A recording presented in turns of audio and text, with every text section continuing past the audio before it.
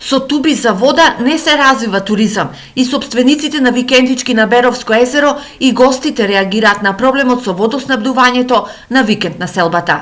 Бараме подобрување на квалитетот на водата и со корекција со цената. Значи водата како техничка вода ја користиме, меѓутоа секое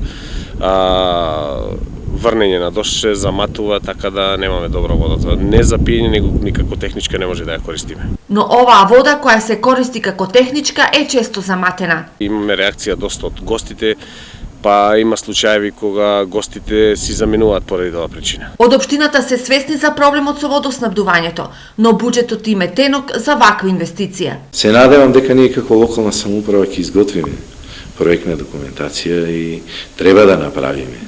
Треба за во иднина да направиме водоснабдителен систем со чиста и питка вода за пиење, но сепак за тоа да го направиме нашиот буџет се уште не ни го дозволува тоа, бараме инвеститор, бараме донатор. Во моментов Берово, кое долго време чекаше зелено светло од Министерството за екологија за деталниот урбанистички план за населбата Беровско езеро, работи на доизградба на канализационата мрежа. Направивме проект во кој проект се продолжува системот за водолжина од 800 метри, се со една цел да сите викендици бидат вклучени во системот, првин да го заштитиме езерото од фекални води, а и да собственици на викендиците не плаќаат дополнителни трошоци за исчистување или фрлање на фекалната вода преку септичките јами кои собираат.